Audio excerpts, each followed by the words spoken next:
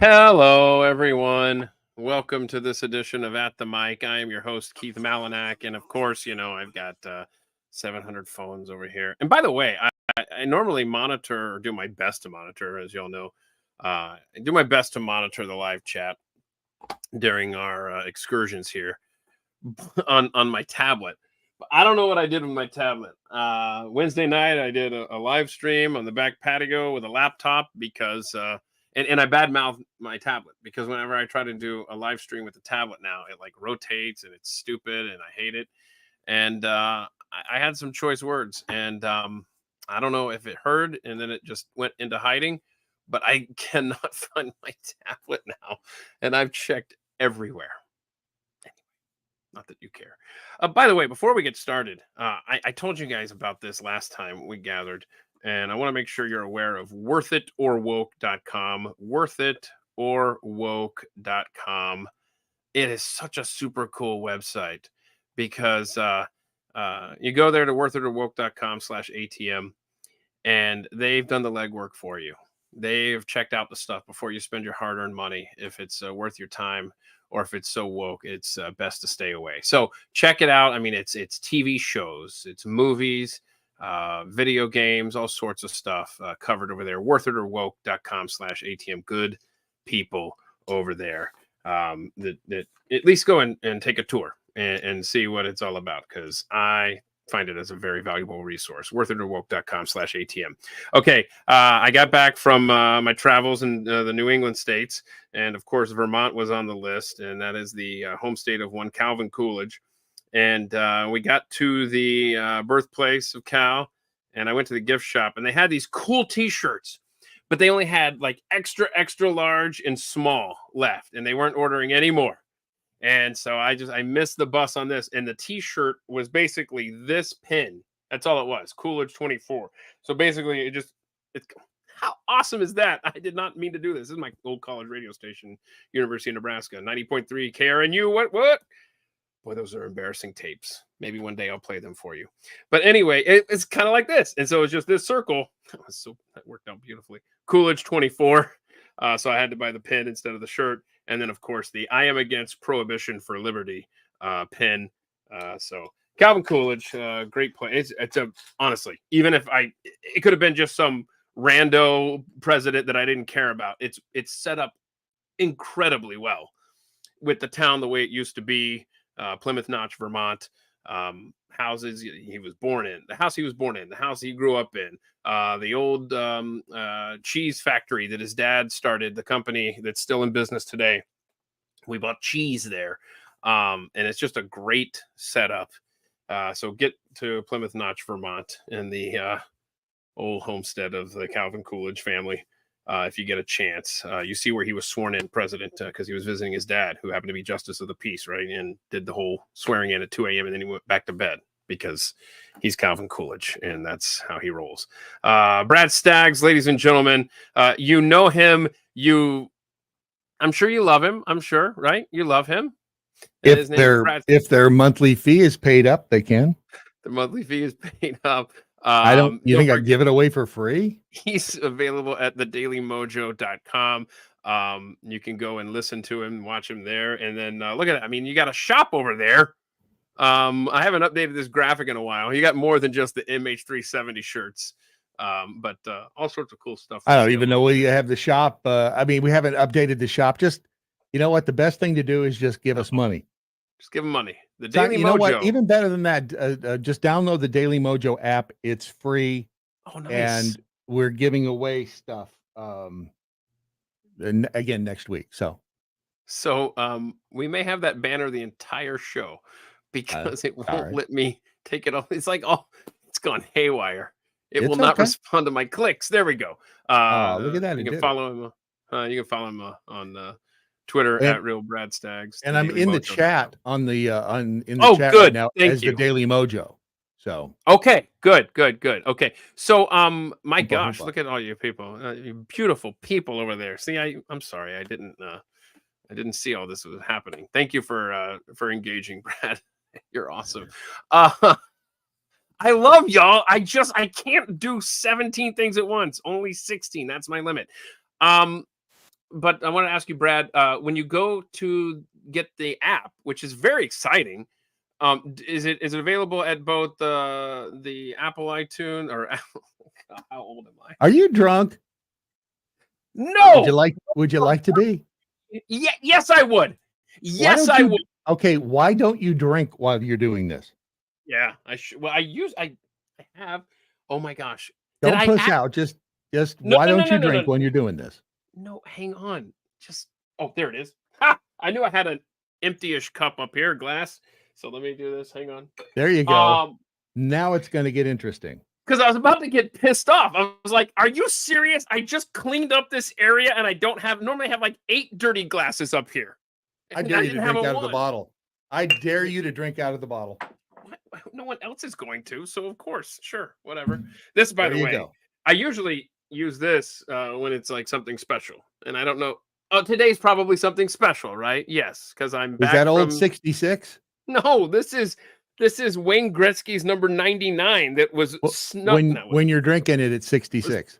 it was yes, it was You know, brought to me out of Canada before it was available in the States, and it's very good. It's Canadian whiskey, and it's Wayne Gretzky's own, and yes, it's very good. Well, Hoser, the take mm, off Canuck. mm. Go outside. Go outside and drink that. I don't want to start. You're gonna have me quoting Strange Brew and Blame Canada. It's not even a real country anyway. it was beautiful though. We got to Quebec, where they Sure, if you speak like French tyrants Canadian stuff. Yeah, thank you. That's right, because and we the don't have our own French. fair share of them here. Right. Steve Baker, I'm sure you've been to Canada, right? I have, Right? and Strange Brew is in one of my top 3 movies of all time. All right. Yeah, I like it. Yep. Okay. So, wait, I was just about.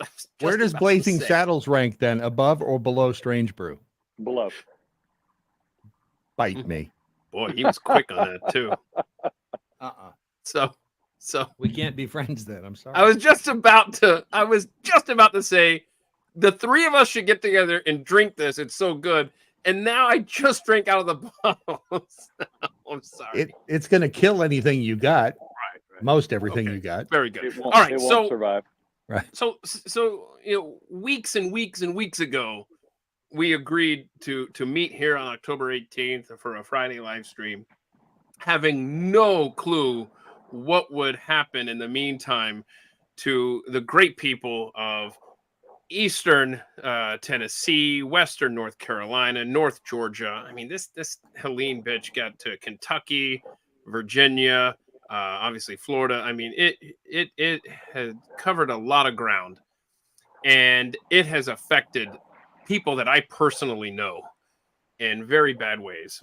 And it's just so tragic what has happened up there, and like so many natural disasters now in this country. It's almost like the aftermath is just the insult to injury now. And good people like Steve Baker are on the ground there telling the stories of people. And that's where you join us today from Asheville, North Carolina. And obviously we have some stuff to get to today, but more importantly, Steve, give us an update of what is going on there on the ground. And before you start, I will say I watched a couple of videos the other day, and they're just heartbreaking. If you look for an Asheville video, you see the best of people, but you also hear the stories of just horrific stories. And one of the things that there was a lady who was recording a video talking about how, and I never even thought of this. I'm sorry, but she said, people are sending diapers, but we need adult diapers, right? I mean that's it's something. It's interesting. I was actually well, behind me right here is one of the relief operations that I've been embedded with for the last week, and it's called Savage Freedoms Relief Operations, and it's run by a bunch of retired special forces guys. It is becoming really well known and famous in the area, and being held in great esteem because how organized it is and what they've accomplished here in just the last couple of weeks. But skipping over that, we can talk about that later. I was actually just casually standing out here in the line with the director, the guy that actually founded this operation, and he and I were talking about something else, and they've got a line where you pull through, and you're either dropping things off for them, donations, or there are people there to pick up things that they need. And this one lady, she pulls right up while I was in there, and she said, "Yeah, I need a size so and so diaper, for an adult." And nobody is thinking about donating Right. those, Right. right? And Yeah. and but see, that's how complex this is. And I can give you a couple of other examples, like for instance, um, in every disaster, we hear about how people have lost everything, right? They've lost everything. Mhm. And in this case, we've seen the videos. People have lost we've seen their houses, swept into the river, and it ends up, in Tennessee somewhere. And they've lost their farms, they've lost family members, they've lost everything. But in this disaster, you could actually lose more than everything. Think about that for a moment and get back to me. One, two, ready? Any guesses? Land. Yes, that's it. It's amazing because rivers, streams, tributaries no longer follow their original Yep. path. And as a result, your property may no longer exist, the actual land. I was It's, thinking about that. So have you run into people that's happened to, that where yeah, their house was sitting is now the middle of a riverbed? yeah, actually, and we can get into this later. I actually had a conversation yesterday on the record with a very high ranking FEMA official out here. And I brought this up to him because I posed it to him as a question. I said, what bureaucracy is going to restore that family? What's the process for that? And he said, interestingly, he said, we have had discussions about that very thing, but there's no solutions yet. But he said, that is something we understand because it's happened to such a high amount of people, degree of, or number of people. Mhm. So, I okay. wish I had faith in FEMA. Right. Well, Yeah, okay. I So know, I know. that's one of the questions I wanted to ask you, actually, before we go any further. We're hearing the horror stories of what is happening up there, but is there any truth to the stuff about FEMA? And in other words, what's the truth about FEMA and the federal government's role in the aftermath of this devastation there in the mountains? Yeah, I've learned a lot more in the last 2 days because by accident, I stumbled upon in Weaverville, North Carolina, a massive FEMA warehousing depot. I'm talking about hundreds of thousands of square feet and thousands of pallet loads of relief materials. And I'm talking about food, baby formula, drinks, iced Is this one tea, of bottled iced tea. Is this What's one of that? the videos that you sent me that you Yeah, texted? yeah. I did. Uh, I took a video in one particular warehousing room, and let's see. I don't know if this is there's a accurate or story not. behind there's a story behind how I even got there. But Is this what you're looking for here for our discussion, or no. This nope? is Sorry, inside of a warehouse. it's a video I'm looking for, right? Yeah. Okay, I You'll got you. see. Hang on, Yeah. I got you. I So found it. I found it. are they Hang on. are those things getting distributed, or? Yeah, and in fact, the National Guard. Okay, see there it is. You can see the FEMA tags on the pallets there. And as I walk by with my camera, then you look over and you can see how big. And that's just one room in this huge complex. And this is all relief materials coming in. And then I was the only civilian in there, and I was wandering about freely. Nobody asking me what I was doing, where I was going. The National Guard were driving the forklifts and Hold loading on. them We on the know what trucks. happens when you wander freely inside a government facility by Yeah, yourself. yeah. Go No, ahead. I know, I You'd know. think you would have learned. Eh, But continue, please. I You am were not a walking around. I am not a crook, but but the the thing is that all right. You start from the beginning. Was FEMA here late? Well, they had boots. They had boots on the ground before the storm arrived. Were they underdeployed? for too long of a period of time? Yeah, maybe so. Were they not being able to get relief to people in a manner that they should have been able to had they been marshaled in advance? Had they not had the bureaucracy that they have to go through in order to get to service the people's needs, rescue them, all the things that were needed? Yeah, that's a fair complaint. And then, of course, we can get into the distribution of funds, the allocation of funds that the federal government sends all over the world. And then, of course, not only the allocation of funds under the name of FEMA here in the United States that has nothing to do with emergencies other than the ones that the federal government created their own damn selves. So, that's like immigration. But I think we have a chopper coming in. Keith, can you see my screen? Yeah, with the text on it. You may put that up? Yeah, because I wanted to read this because it goes to what Steve was saying. This is this. Can you zoom that in at all, or no? Just checking. If you can't, that's no big deal. Look at that! I did. Look at that! It's amazing. So James tweeted this out a little earlier. He said, "I've seen a lot of comments about FEMA. I had an experience tonight that I think will provide some helpful information for those of you who may not have heard anything yet." I don't think Steve can hear you, by the way. So hang on. I've got you. Okay, just checking. Okay, sorry, go ahead. I registered on October 3rd. As of today, I had not heard anything back. So I called FEMA. I had to wait about 45 minutes before somebody came on, but the agent came on, was very friendly, very helpful, also very tired. When I put in my application, I was using my phone. Like a lot of you, we had spotty phone service and spotty phone internet, but the phone internet was all I had. It still is, actually. In any case, apparently the spotty internet messed up my phone number when I put it in and didn't even put the alternate phone number in that I gave. The FEMA inspector had tried to call me Friday, but had the wrong number, and I can't read anymore. So they're having issues like that too, which isn't necessarily FEMA's fault because of the spotty service, but still there has to be a better way.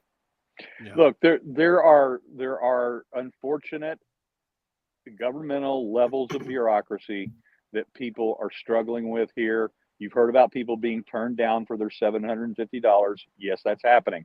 And it's almost always because they left something off. They filled out their paperwork and they left their driver's license or their social security number off, or something. They did something wrong. It gets denied. They have to go back, and then they may not be able to find the same facility or the same mobile trailer or FEMA trailer, or the people can't be reached by cell phone because of where they went off to. There's no service there yet. I mean, there's all those stories, and then of course.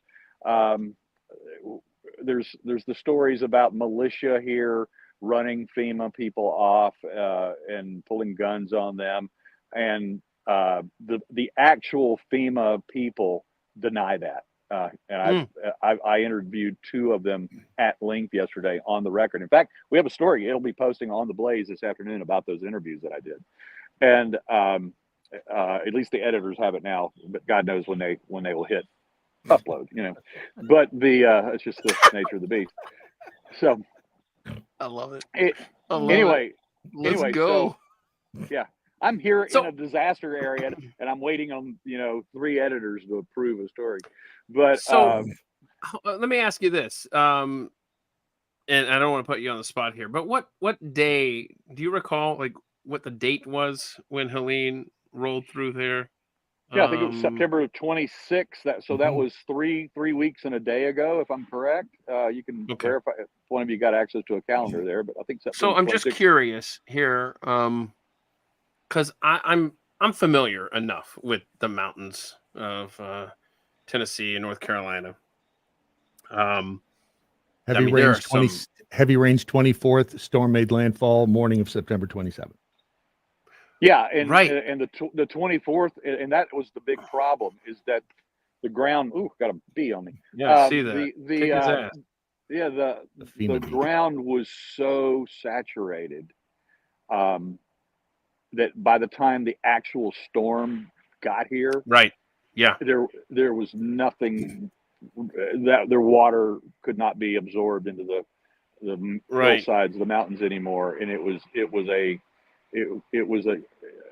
as they say, regardless of whether you believe it was a 100-year storm or a 1,000-year storm, all of the circumstances worked against the people. No. It's here in hindsight. On Friday, September 13th, on this podcast, George Huntley of my favorite band, the Connells. He was a guest here with Brian Sack.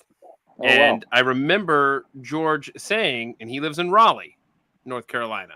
And I remember him saying during that conversation how much rain they've been having there in Raleigh. And so obviously that general area of the country. So yes, there was big time rain happening before you had this deluge from Helene. So I guess the reason I asked you the date of that, I want to try to commit it to memory as we go forward here. But there are places there where I don't even know what the timetable would be for things to return to normal. And I know for some people, for many people there in those hard to get to places, and like you said, Brad, with the complete change of geography, really. Topography, you name it. It's got a different structure now. I mean, there's some people whose lives will never be the same, if they're even still with us. And that's kind of leading me to my question for you, Steve. Is there any sense, even at this point now, over 3 weeks since this event, is there any sense of the number of casualties that we will end up having? Because the numbers are just very slowly. I don't even remember what the official count is now, but compared to some of the, I guess I'll just, for a lack of a better word, call it hearsay. The thoughts online is that this is going to be in the thousands upon thousands of dead. Do you have a sense, being there on the ground, talking with officials? Do you have a feeling of what that number is going to end up being? How many people are still missing that are, I guess, at this point, presumed dead, right? Right now, the official number that we're being told is presumed still missing is around 1,500. Wow. Some people have a much more exaggerated number than that. Some people less. Some people are saying that they're not missing. They just don't know where they're staying. It's like they've been seen, and now they've disappeared to a relative's house in Indiana, or you know what I mean. They and just have been out of communication. Lahaina, same way. What's that? Lahaina was the same way. Yeah, exactly. And so it's easy to jump on the conspiratorial wagon with this thing and say that we're going to have a greater death toll than there was at Galveston, in 1900. Because I know some people, some people are saying that, and then we may come in as low as 300 or something like. We just don't know. I will tell you this, that question is the actual story that I'm going to start bird dogging on Sunday. Yeah, we're working through the weekends here. But there's a reason for that, and there's a reason why I haven't started on that yet. In this first week that I've been here, I've been able to really expand my network of trusted sources and people that want to share information with me, that because they trust me, and a lot of that has. FEMA has cut Steve's mic. Check your microphone there, Steve. There you are. Okay, you're back. You're back. Have you got me? Yeah, we got you now. Yep. Hello? Okay. Yep. Yeah, so a couple of a story we did a couple of days ago featuring this relief group that is framed up behind me here really opened a lot of doors for me personally. I am actually being invited by FEMA. I've been given carte blanche invitation to go and get an actual tour of any FEMA facility or operation in the area. I actually have been given an invitation from the 18th Airborne Corps to actually go on a recovery operation with them, to go in and be embedded with the Army Corps of Engineers, in one of their operations up in the mountains. These guys are going to be taking me up. But what happened this morning is one of our most trusted sources came to me and said that I needed to go out with them on one of their recovery operations with their own dogs. They have their own cadaver dogs here at this Relief Center. Sorry, I'm having to swipe away messages that are hitting my screen. But the stories anecdotally lend you to believe that there's a lot more dead than we know about. Now I'm just going to say this. I don't have proof. I don't have evidence, but I have an actual text from an actual congressman from here in the state of North Carolina. It's 2 weeks old. This text is 2 weeks old, in which he told me in this text that he knows that they had 400 bodies on ice at the main hospital in Asheville. Now, that's totally contrary to what the state, county, federal governments are telling us. They're telling us that we have less than 100 dead in North Carolina, and I think we're somewhere just over 200 total from Helene. That's on the entire path of the storm. So if you have a congressman telling me that there's 400 bodies on ice, either somebody lied to him, right, mm-hmm. Or he was passing along a rumor out of his own emotion, passions, whatever. Isn't that kind of simple to go verify? It should be, and that's what I'm going to start working on this weekend. Is I'm going to turn my sights and my efforts to really trying to figure out who or what that number is. Now I'm getting off the record reports from various, like for instance, just so you know, here at this facility for the last 2 days, we've had over 100 screaming eagles from 101st Airborne out of Fort Campbell, Kentucky, have been here assisting in this operation the last 2 days. On Tuesday, the commander, the 3-star general, Chris Donahue of the 18th Airborne Corps, was here. He came here and toured this facility, and I got him on camera, got photos of him, and in fact, you've got a photo there of him, Keith, and one of those still photos I sent you, and so I've been able to make some really significant connections, and as a result of that, there we go. That's the guy in the black jacket.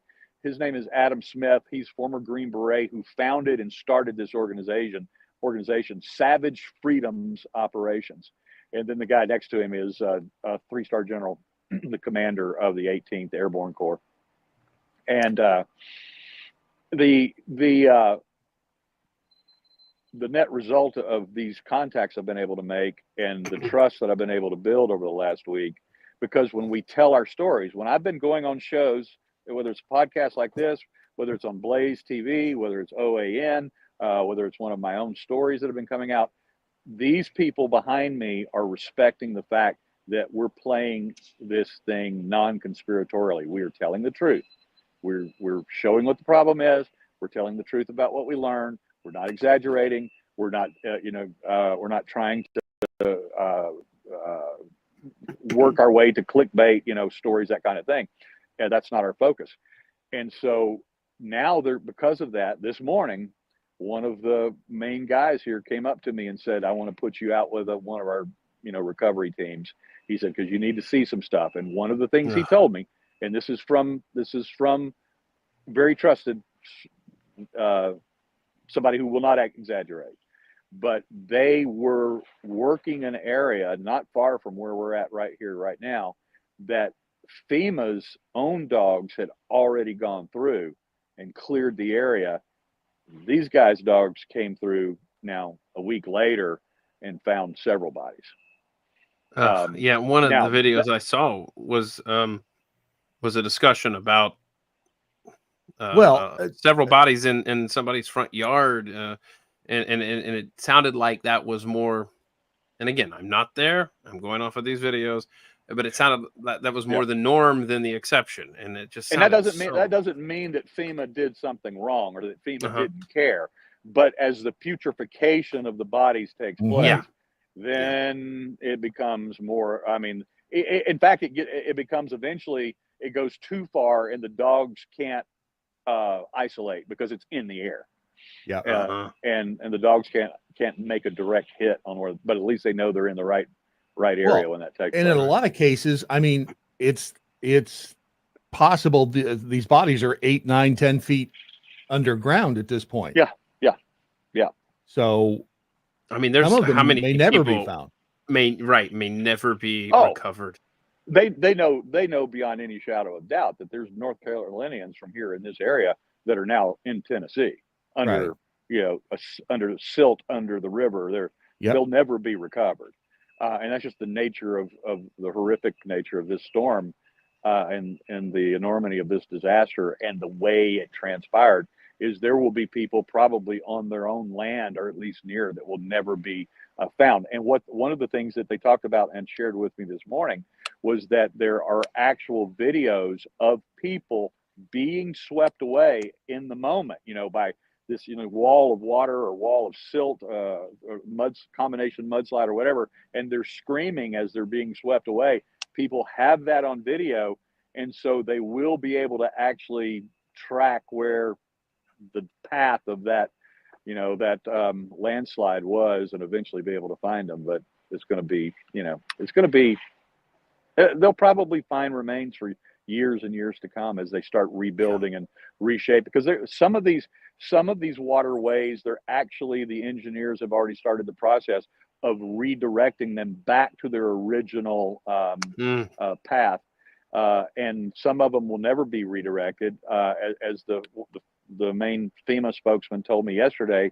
is that what they're doing right now is sitting down with the old floodplain maps, looking at the photography, the aerial, drone photography, helicopter photography of what's happened now, and they're probably going to have to rebuild floodplain maps, and they're going to have to make the determinations of what streams and which tributaries will just have to, whatever they are now, they'll just leave them as they are, whichever ones, for whatever environmental, technological reason, they'll have to reroute them back, or at least try to get them back on their original path.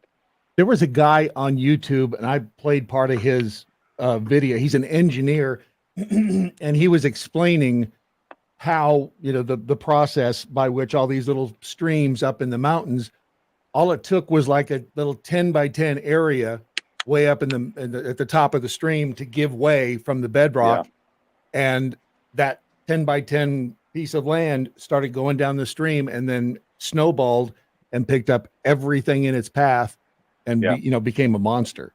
So and I did get a chopper tour the other day, and I went up and saw quite a few of these actual the remnants of the landslides, and some of them hit houses, some of them didn't, and of course it has reshaped the topography of a lot of these, well, almost every one of these mountains in some way or the other. Hardly any of them escaped damage, and then of course, depending upon what side of the mountain you're on, it really determines how much tree damage there was. I mean, you can get you get down into the center of Asheville, like where the flooding was, like, and down in the Biltmore Village, or the river, or what do they call, the River Arts district. It's gone, isn't it? Yeah, and it's completely gone. And you don't see any tree damage, but you go down to South Asheville, which is kind of on the other side of the hill a little bit, where the wind was coming in, and it looks like pickup sticks. I mean, massive, giant oaks and pines they're just down everywhere. So I have a buddy who works at a local radio station there, Tank Spencer at WWNC, and they've been around the clock. The point of contact for the community. I mean, internet being down and being what it is there, and he is. I've been reaching out to him, and bottom line is he's in my fantasy football league and all this stuff. And he has been describing for the last, 3.5 weeks on a regular basis what's been going on there. And one thing that really just stuck in my mind that kind of came back to the surface there when you said that about the trees. He said the way he described it is behind the radio station. He said the forest exploded. Yeah. And just came down the mountain, and I cannot imagine that kind of force in what has befallen that area. Well, I mean, look at where I am. Okay, so so this area where I'm at, this is the it's called Harley Davidson of Asheville. It's actually Swinona, which is about 10 miles east of Asheville. And so this was all underwater. This whole property where I'm at right now was underwater. But you'll notice that the trees are all standing. Mm-hmm. There's I mean there's no visible tree damage anywhere. And yet this was completely underwater, and Harley Davidson is out of business right now. They're inside there doing their own recovery operations, trying to dig out and salvage what they can as they start the process of rebuilding their business. And what they did is, because of the relationship that Adam Smith, former Green Beret, has with them, he was able to just say, look, you've got this property. Once the water's gone, we would like to set up a relief operations center here because we got enough parking. Plus I'll just walk around and show you a little bit about what's going on here. Please, yeah, by all means. Yeah, so they had, if you can see it here, over here, this massive green area is the LZ. It's a landing zone for the helicopters. And now that is really tapered off because there's no emergency rescues taking place anymore, unfortunately. It's just recovery. They were doing 40 to 100 sorties a day with all manner, private choppers, military choppers, Blackhawks, to Chinooks. I mean, everything that you can think of, were all flying out of here. And they actually got FAA approval, and they actually have their own assigned, I think what they call them ATAC. It's air traffic controllers for helicopter landing fields. So kind of like an airport code or something like that. Yeah, they're here. I mean, the guy, you'll see them. They have the big backpacks with giant antennas coming out of their backpacks, and they stand out here on the field, and they're communicating with the air traffic and directing. And so there's on occasion several choppers out here at a time. You'll have a couple of military Blackhawks over here, and then a couple of privately owned choppers over here, also assisting in relief aid. And then, but the other thing is, you can see from the ground how brown everything is, because all of this was underwater and all the silt and everything. So when I first got here on Sunday, it was so windy. They were having wind gusts on Monday and Tuesday, 35 miles an hour. And then all of this stuff was drying out. So everything is covered with dust. I mean, you can't, inside my car, inside the building itself, even though they try to keep the doors closed, everything. If I can clean off my laptop, because I work out of there where you can see the windows of the building are.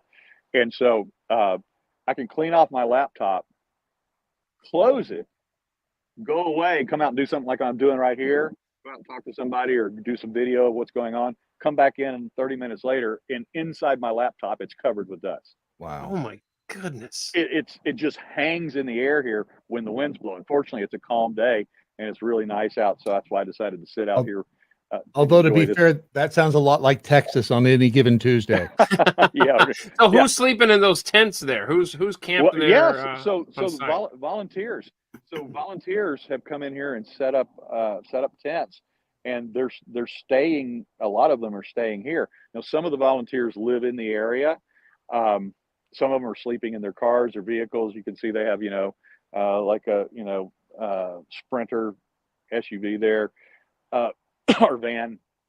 And then the military ops here. I mean, these guys. I mean, when I say that there were a bunch of the Screaming Eagles here for a couple of days, a couple hundred or 100 of them for a couple of days. Those guys are staying about 10 miles away from here, and in a tent, a tent city that they have built themselves. Oh. Yeah. And then, they've got they were prepared. I mean, these, like I said, these guys are all former special forces, United States Army, such and such, Navy SEALs, Delta Force, etc. Green Berets. So they've got, they know how to organize this stuff. They knew exactly what was needed. They got the fuel tanks out here, jet fuel for certain types of choppers, and I've seen the big ones, man. When in fact that helicopter you heard fly over a little while ago, that was a Chinook. I thought he was going to turn around and come back. If he was going to land, I was going to get up and run, because I'm telling you, the air displacement from that Chinook when he comes down in this field, and I've been here for several, you have to go to the other side of the building to not be hit by just stinging fire of sand in your face, Oh gosh. because those things, man, they move some hair. Tyler Morgan is in the chat. He said, Steve riding in a shit hook, Chinook, delivering hay and feed to the farmers. Are you, so Yeah. did you get to go up in the, I- you said you did get to go up in one of them? No, I did not. In fact, the local liaison, the National Guard, his name's Captain Steve Cochran, really great guy. He's the liaison between the North Carolina National Guard and the county of Buncombe County here. But he is basically embedded and posted up here every day, because he's handling and organizing the flights when they come in, and this is the best location for them to come in and pick up the supplies. But it's really interesting. It's when we were talking about the nuances of recovery relief, or disaster relief and recovery, is you got to feed the animals too. If a farmer up in these hills, if his animals dies, he dies. You know what I mean? Yeah. So we have pallets here. So not only were those Chinooks taking up the big gigantic, hay bale rolls and taking those up to the farmers up there for their cattle, but I mean we've got you can see all the stacks of supplies, and here's some of the I don't know, it looks like that's Guard. That's National Guard guys. That's not airborne. But if I go down here through the How lot, many are you seeing? How many states are you seeing represented when it comes to National Guard units there? So far, the only National Guard units that I've seen and worked with or interacted with have been Oklahoma, and that's who's flying the Chinooks, because the North Carolina helicopter inventory does not include Chinooks. I'm talking about the Guard itself. So they brought in Oklahoma. They came in and brought their Chinooks in here to assist, and then but they're, I mean, it's like animal food of all kinds over here. I mean, they're everything from dog chow to I'm talking about goat food, rabbit. Here's rabbit feed. I mean, everything. But they've got to feed these animals as well. Where did the food come from? Where did the animal feed come from? Private donations or what? Everything. I mean, it is a huge combination. In fact, this whole circular drive circles around the entire Harley Davidson facility when they come in. So they come in from, and they've got security on the gate. You don't get into this area. The special operators have armed security out there on the street, and I have to get cleared to come in every morning. And I'm surprised they let an insurrectionist into the secured area. Don't tell them. They don't have internet access. They don't know about him yet. Sorry, too soon. Well, that's just it. We got really great Starlink access out here right now. Hi, here's one of the cute ones. Say hi. Hello. Hey, hold on a second. Can I just take a moment? Hold on a second. Steve, I want to take a moment, what's her if name? I may. This is Steve Baker's current X profile picture. Okay, Zitter. It's now called Zitter. Zitter. Okay. This is what I proposed that he should change it to. Him in the helicopter there. Oh, that's good. Huh? You like that, Steve? Good. Make it. I might do that. I might do that. Yeah. Okay. So, what is it that are you getting a sense of what is needed most there? Earlier, we touched on the adult diapers situation. Are there specific items of need that you're hearing about that people could focus their energies on? 100%. We know exactly what they need, and and I hope everybody really pays attention to this, and we can get this out there. Number one, anything in the way of cold weather gear. All right. It's about to get and that means generators, that means space heaters of all types. Some people will not have electricity because they're not going. The Guard and everybody, the volunteers, they're not going anywhere for a very, very long time. Correct? Yeah. And so, but the in addition to all, look, the water. In fact, some items they have too much of. I've noticed that the one thing that they have plenty of here is water. But they need their They're desperate for cold weather gear, which includes the generators, space heaters, and here's the big one. They need carbon monoxide detectors badly because Tell us they're about afraid. this. I wouldn't have even thought about that, but Yeah. they're afraid that people will, unfortunately, harm themselves Well, by setting these items up in their homes. I'm Okay. the homes. I get there's still a number of homes, obviously, I guess, Yeah. is what you're Oh, saying, yeah. that don't Oh, yeah, have power and may not have power for a long time. Power or water for weeks, months, maybe. Oh, Yeah. So I guess when you That's, say cold weather gear, you're also referring to, I guess, things like gloves, socks, and Okay. That would be great. I got Did you. Yeah, in you- trouble, they didn't I? said they said they need handwritten notes as well that they can hand out to people. So they must be running out of paper here. wait, handwritten. They like stationary. They need stationary. Yes, like notepads and things like that. Okay. It's so that they can write. People can't come down here with a list of what they need if they don't have anything to write it on. They don't have a Okay. phone. They don't have a computer or whatever. Perfect I mean, sense. again, it's that basic for some of these people.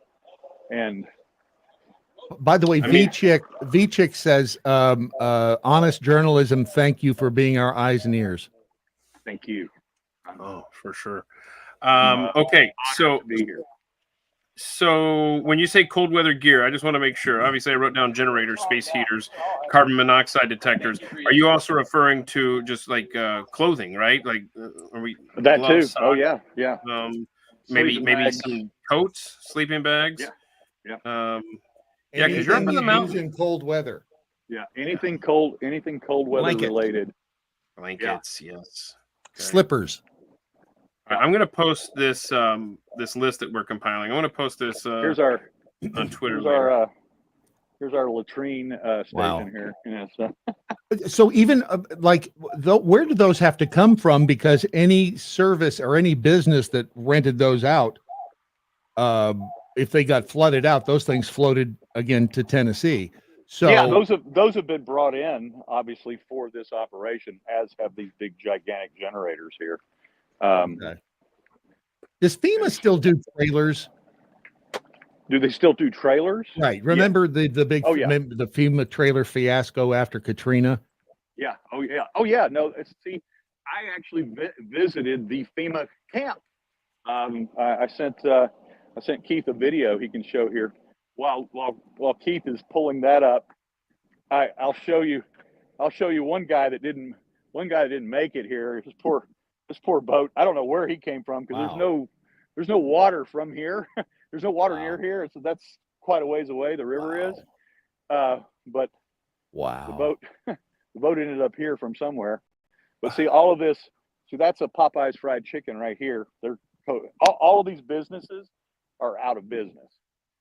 You see traffic because they've got the roads open over there, but this is as soon as I walk away from the Harley Davidson Center right here, just start looking this way, and you can see the piles of debris. Do you have any sense of what people who worked in that area, who had jobs and now obviously don't, you have any sense of what they're going to do for the next few weeks, months, year? Are they leaving? What are they going to do? It's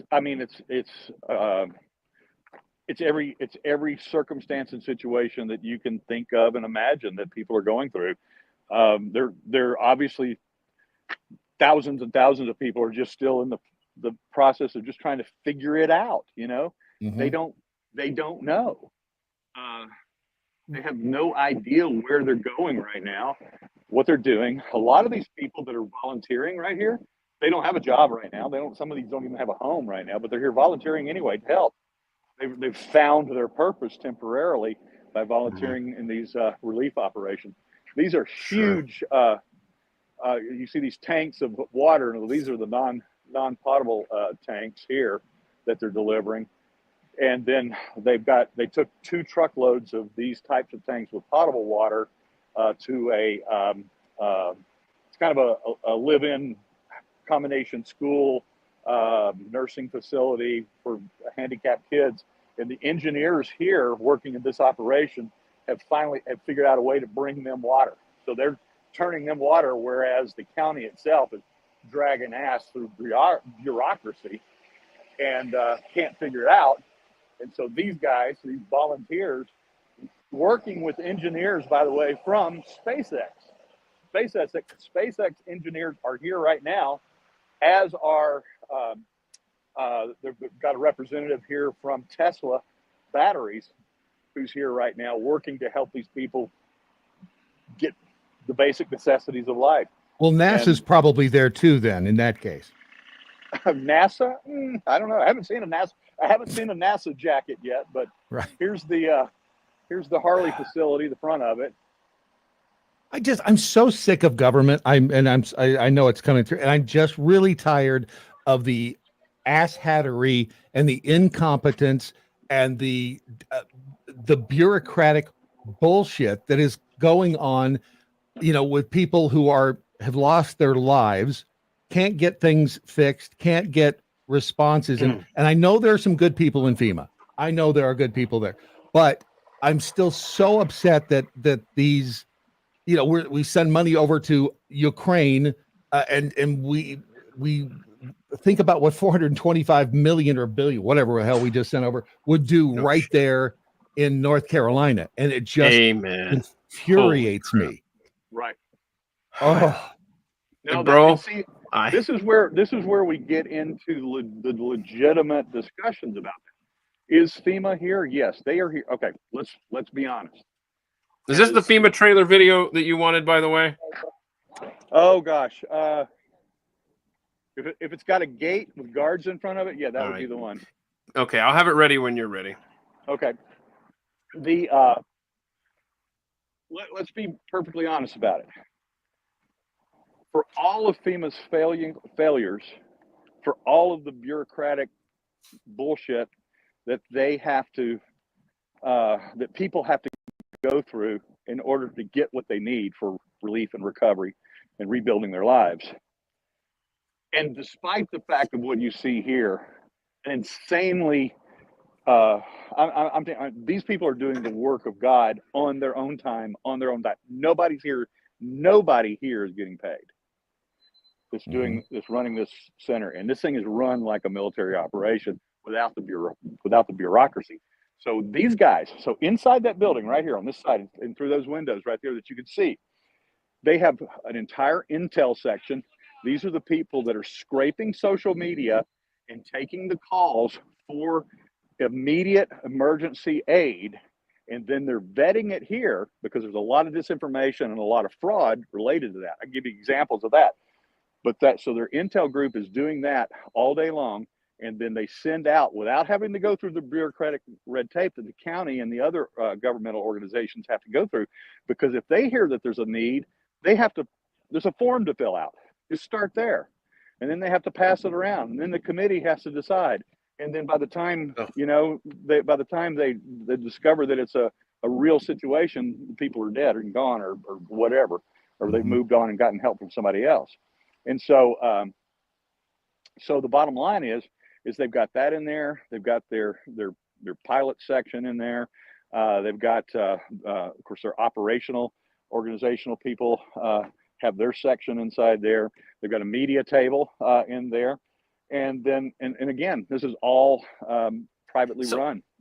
Okay, private. Thank you. Okay, so to Brad's point. Okay, so we can have a reasonable discussion in this country on what is and what isn't, what does and doesn't qualify as a constitutional expenditure. Okay. Right. And we can have that conversation if it's a federal issue or a state issue. But so help me, this government, when a disaster like this happens, and we lost Steve, but when we have an issue like this, an absolute tragedy affecting so many Americans, So help me. We shouldn't be writing one damn check. You should stop the presses. Yep. Stop sending our money. Our money. My ass went to work 100 times out of 100 to help people out of Asheville before it ever goes overseas. And the fact that this government just sent more money to Ukraine in the middle of what Steve is showing us should be an absolute, it should piss off every American. Every American should demand that this shit stops right now. And in fact, go ahead, be accused of politicizing it. But Donald Trump should get out there and say that the Biden-Harris administration, can you believe that 3 weeks after this disaster hit North Carolina and people are literally, bodies are still missing, unaccounted for.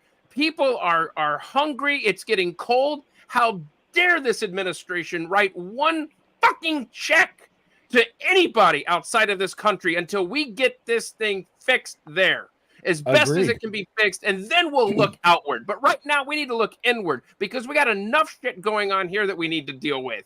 I'm sorry, Steve, back to you. Yeah, sorry, I don't know why I dropped out, but I'm glad we got back in. The What I was NHS saying- is watching you. Yeah, exactly. But the what I was going to say is this: despite what incredible work this relief organization is doing, Samaritan's Purse, Billy Graham's organization is right here. They're here. They're doing great work. Mercury One from Glenn Beck and the Blaze has been up here. In fact, Glenn has been right here. I think his chopper landed on this field here when he flew in. There are dozens of such private nonprofit organizations, NGOs doing great work here, and yet still they are all dwarfed in size by what FEMA can bring to bear, and in fact has here on the ground. Now let's be honest. FEMA deserves a lot of bad knocks for a lot of things, but they are here in force. And of course, anytime you see FEMA or you hear FEMA, you're going to bring out the conspiratorialist, and it's going to be, it's going to be rabid. And of course, we all started learning a couple of days ago that there was a camp just outside of Asheville in Candler, which is about 10 miles on the other side of Asheville from where I'm at right now. So it's about 22 miles from here. And that video that Keith is showing right there is from my camera. I was there yesterday. I went to check on it. And sure enough, it is a huge federally built, facility, and it popped up really quick in a few days. It's got housing, it's got showers, it's got cafeterias, it's got medical facilities in there. And of course, all the conspiratorialists are saying it's a FEMA camp, Well, what it is it's actually the housing for the FEMA relief workers, the recovery workers, and the contractors that work directly for FEMA, so that they don't have to take up the hotels in the area, because one small little unit because those small little units that they have on that camp, they hold one person, and one relief worker, recovery operative or whatever, can stay there in that one small single person unit and not take up a hotel room in Asheville where a family of 4 can be lodged.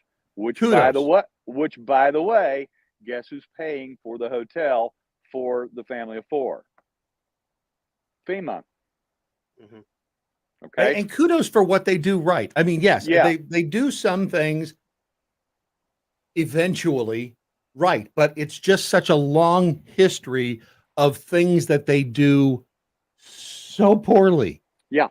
And that's it's credit where credit is due, but somebody needs to get their proverbial shit together, which is never going to happen because it's government and they can't. And this should be a lesson to everybody. Yeah. Well, see, that's the best way to analogize this is that FEMA is a gigantic, oil tanker. It cannot turn on a dime. Right. In fact, I heard a tanker captain interviewed one time, and he said he was pulling his tanker into the archipelago of Stockholm. I was over in Sweden, and he was talking about all of the pleasure craft that were darting in and out in front of him. And they said, "What happens if one of those break down?" He goes, "If they break down, they're SOL." He said, if I hit full reverse on this tanker, it takes me 2.5 miles to stop. That's government. But that's the problem with FEMA compared to this operation, Savage Freedom's operations. They're a PT boat. You know, I use the World War II analogy there, but anyway, it's a swift craft. They can move quickly and fast. They can turn on a dime. They can hear of a problem and boom, go after it right there. I mean, they can be in these hills right here. Oh, by the way, it's like I can't all week long. The only song I can't get out of my head is the MASH theme song, because that's what I was thinking when I saw it. Oh yeah. So every time those choppers take off and they disappear into those hills right there, that's all I can think about is growing up, you know, and watching that show. And weren't those simpler times? I sure seem to be. I was missing flash mobs earlier today on my show, because it's like, I remember flash mobs. You'd see them dancing in the mall and stuff, and so, oh, those were you just don't see that stuff anymore, and that's the worst part. Can you expand more on what people are going to do that had a home? That's the first thing I thought of, that you built a nice house, or you bought one next to a little running creek, and then suddenly not only is your house gone, but the piece of land that your house sat on is gone. I mean, I know you said they're having discussions, but what are they going to do? I mean, what are those people going to do? Do you have any idea? I would be losing my mind right now. I can't imagine what the general insurance won't cover, because it's a runoff, and you don't. Yeah, it's a flood. Only 2% of the people up here have flood insurance to begin with, and who's going to buy flood insurance if you're sitting on the top of a mountain? Right. I mean, yeah, or the side of a mountain. You don't buy flood insurance for that. Nope. And then of course, because it's not being paid for, the insurance is not covering that. That means their total 100% loss. They still have to pay the mortgage on it, which means, of course, they're going to have to file bankruptcy, unless the government comes in. And then we have the big discussion about that, you know, because then you got the Rand Pauls and the Thomas Masseys who are going to be saying that we shouldn't ever pay for any of those kind of things. I tend to be more in the Rand Paul Massey camp anyway, but I believe that private charities and organizations can fill that gap. Ideally, but if we're sending 425 million to Ukraine, exactly, then I'm going to argue for that money to be diverted. Like if someone says to me, Keith, all right, I got it. You don't like spending federal money on stuff like this. But here's a compromise. We're going to send it to Americans instead of to foreigners. Every time I will raise my hand and said, yes, send it there to Americans, because we were fed up with the way our government was spending money overseas, or this administration specifically, before there was a Helene. Right. All of the administrations, right? I totally agree. Now something like this happens, and it's like, all right, we have got to look inward for a change. Yeah, I am a old school hardcore libertarian, that I do not believe that if the government's gun, anybody should have their pocket pick and then forcibly take care of somebody else's disaster, period, or their bad choices or whatever. Okay, you chose to live in a floodplain. I'm sorry, you chose to live on the coast and build your $1 million home, you know, on the coast, and now you're going to put a gun to my head and make me pay for that decision? Which we do all the time. That's the kind of stuff the government does. The national flood insurance program. Right. But if we are going to spend $1 trillion a year in all manner of foreign aid, then stop it. Right. Spend it at home. Well, look, I mean, this is how fun is this discussion, right? Calvin Coolidge. I thought we were supposed to be having fun today. Thank you. There was devastating floods in his home state of Vermont, and he didn't send them aid when he was president of the United States. My goodness, how far we have come, where we are so busy writing checks to foreign governments that we can't even begin to think about sending that money to where it's needed the most. You want to go all the way we are back a to nation. income tax being unconstitutional? Because I'll go there too. Yeah, let's do it. Let's do it. Let's start all the way back. At the All right, beginning. so yeah, you're right, Brad. We want to have some fun. But please, the people in Asheville and the southeastern United States need our help. And I made a list. I wrote down what you were talking about, and I will tweet this out. And please share this with anybody you could think of. We need to help these people, and it's tough thinking of cold weather right now. But you're absolutely right, Steve. We gotta. Oh, look, do that. I am really fortunate because I live in North Carolina. Well, of course, when I say I live in North Carolina, let's rephrase that. I have an address in North Carolina that I'm never at because I spend 98% of my life on the road. I'm in Dallas there at Blaze headquarters more often than I'm ever home. And then I come back to North Carolina and I'm embedded here. Now I'm not sleeping in one of the tents, but because I have relationships here and I've lived in North Carolina for over 30 years, I've got a host family in Valdez, North Carolina. It's only about a 45 to 50-minute drive from this base of operations. And so I drive that in every day. So when I leave here, I've got electricity, I've got internet, I've got clean running water. See, some people here have running water, but it's not potable. They can't use it. They can't drink it. They have to boil it for any other use. Oh gosh, yes. Oh yeah, yeah, it's bad. It's really bad. One of the videos I watched was a lady talking about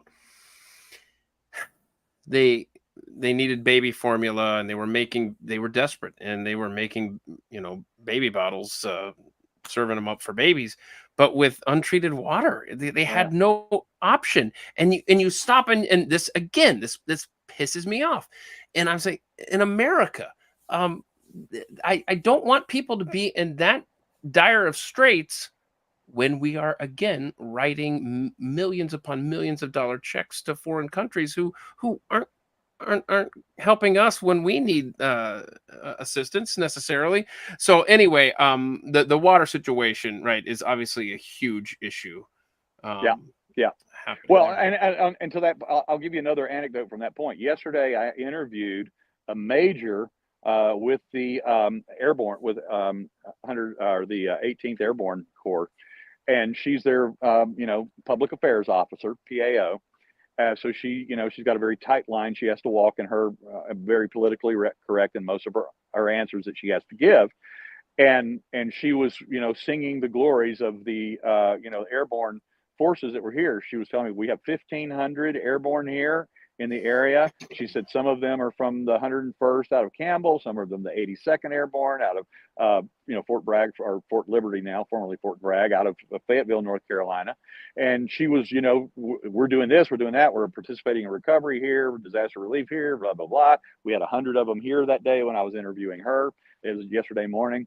And she said, so we're very thankful or very proud that we have 1,500 boots on the ground from the Air Corps. And I said, yeah, but Fort Bragg or Fort Liberty's right here.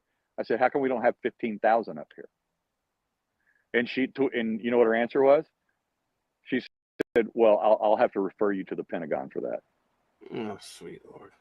Okay, great. No, but seriously, why don't they have 15,000? First of all, it doesn't cost the government any money. These guys, they're already drawing a salary, right? Yep. These choppers are already being flown every day in training every day. They're not going to be spending any more fuel to get them over here and to do the same exact thing that they're doing over there at Fort Liberty. They could have them here. So I got a question. Do we need to raise some money for Brad Staggs? I don't know what kind of accommodations. It does smell. It smells a little bit like mold and rats and stale cigarette smoke. But I'm comfortable. I don't need anything. I'm good. What happened? Did a rat low maintenance the stuffing out of your? I'm low maintenance. That's all I need. That's all I need. I'm not asking for a damn thing. If we send a cadaver dog, what will it find? No. Do not turn a black light on in that room that Brad Staggs is currently broadcasting from. Quite frankly, any motel room, because it's just never a good idea. Did you show me something before we got started? What's this foot peel thing that you're now into? What are you doing with? Are we? No, we're not. Oh no. Yeah. I'm telling you, I decided I saw this advertised on Amazon, and it's a foot peel mask. And I'm telling you, once you do this, it's just amazing. Because don't you ever look at your feet and go, man, there's a lot of dry skin down there, and I just need to do something about it because my feet are ugly as hell. Yeah, you know what I do about it? I wear socks all the time.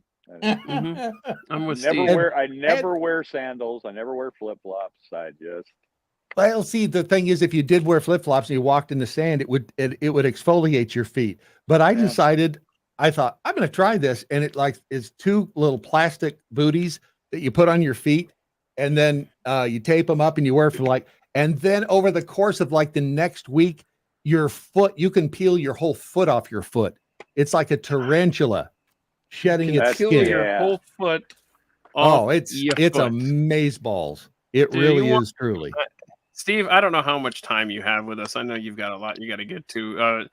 Do you want to try some not so rapid fire, or do you need to get going, brother? let's do the rapid fire, the not so rapid fire, and then I'll get out of here. But I was going to hate it if I missed that. So okay, all right. So Steve, this may be different now that you are broadcasting from where you're broadcasting from. God bless Asheville and the surrounding communities there.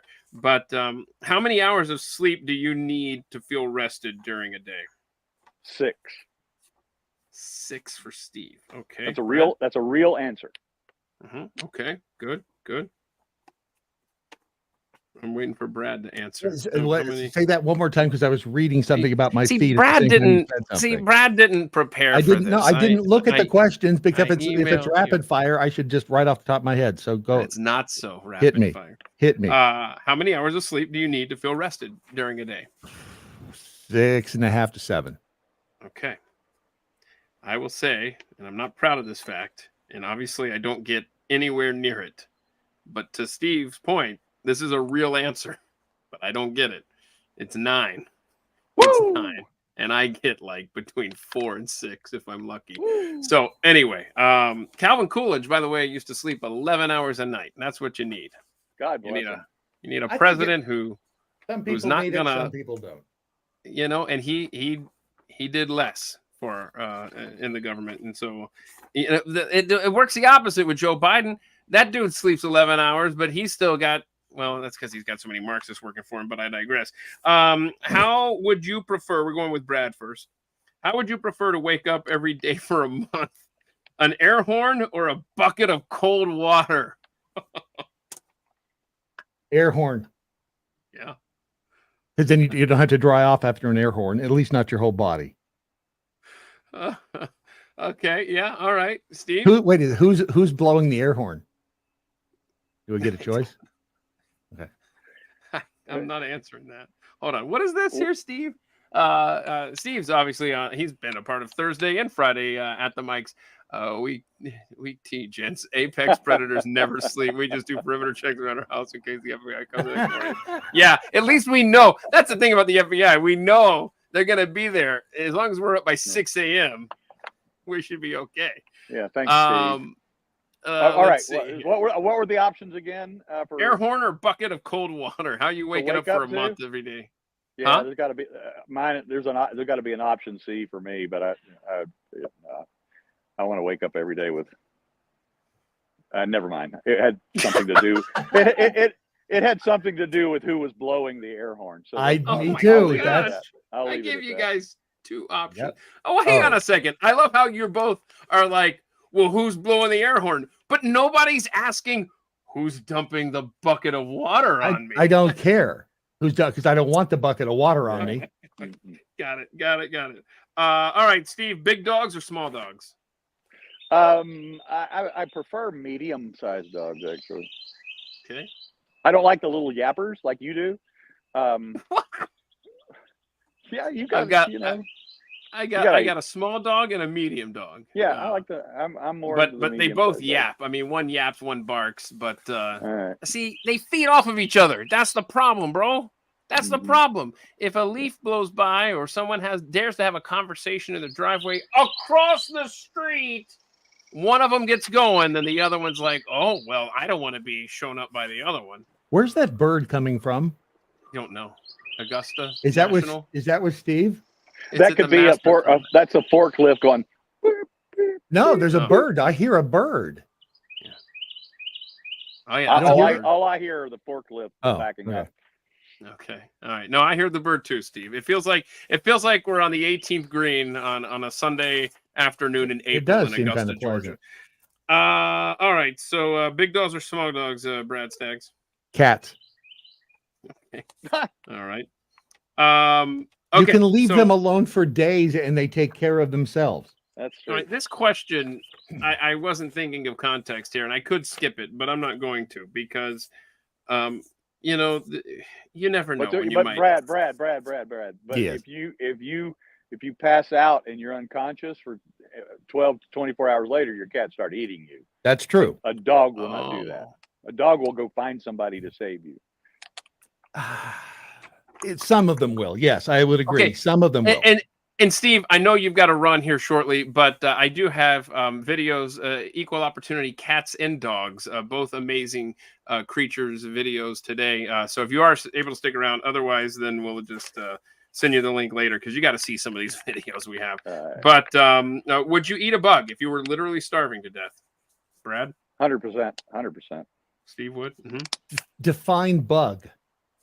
I've eaten a freeze-dried cricket, and I hope to never have to do that again because the legs get caught in your throat. Okay, let's move on. Would you rather speak 10 languages or be able to play 10 instruments? 10 languages or 10 instruments, Steve? Growing up You're a as musician. Growing up as a musician, I would have chosen the 10 instruments, but now with the wisdom of all of my decades, I would now say I would rather speak 10 languages. Okay. Brad? I'd rather be able to lick my own eyebrows. I'm sorry, what was that? I'd rather be able to lick my own eyebrows. I mean, I could Mm-hmm. I could take that analogy out. I'm missing the corollary there, but yeah. If you could have one piece of history in your house, what would it be, Brad? You know what? Let Steve answer first, since he looked at the questions ahead of time. Steve, have you thought of something? One piece of history? Yeah. It would be the first draft of the Declaration of Independence. Oh, that's a good one.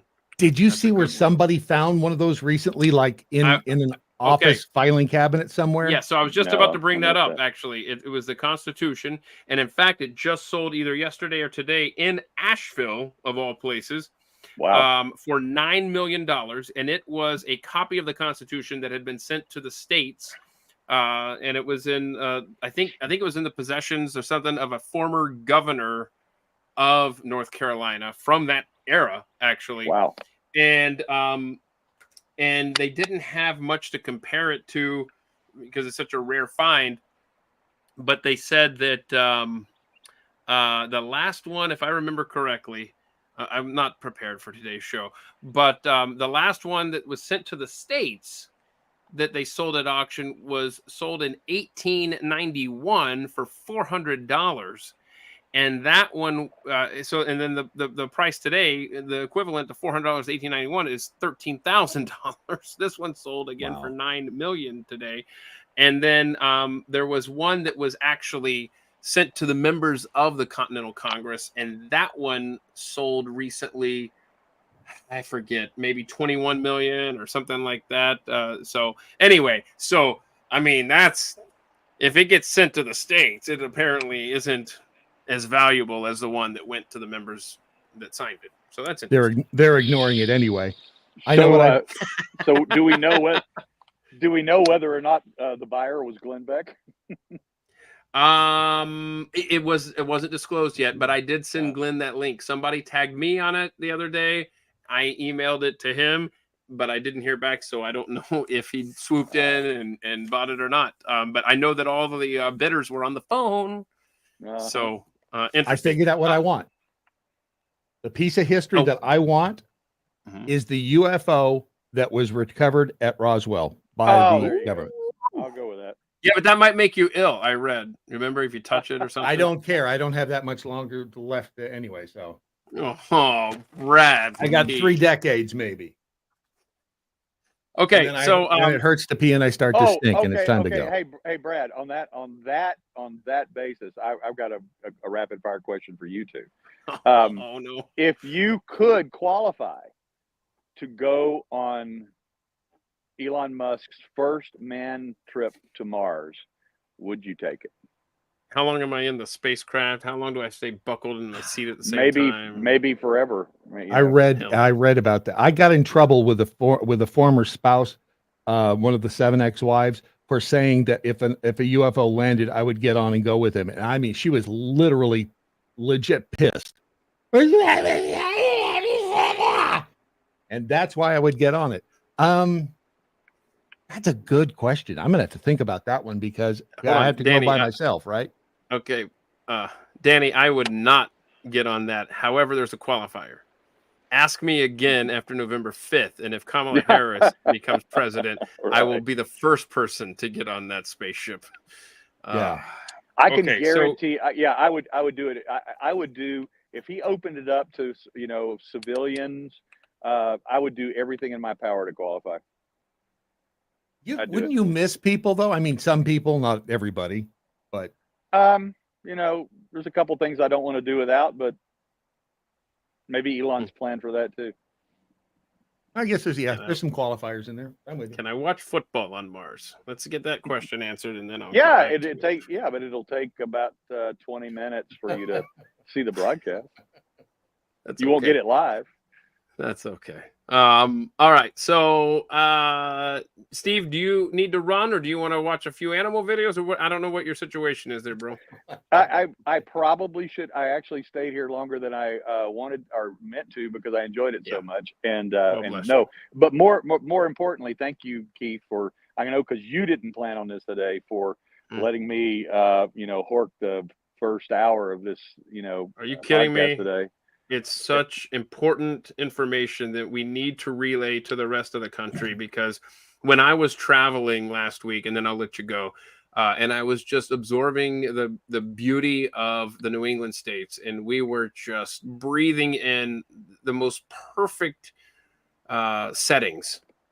Yeah. I did have on more than one occasion in the back of my mind, my gosh, man, it's not that far away that there are people absolutely suffering in this country. And so it's very important that we remember that, and then people like you are getting that message out. And again, I will tweet out at Keith Malinak this list of the urgent needs. And Steve, if you think of anything after you hang up or whatever, just text me things to add to this list, and we'll make sure. And then I will also send that.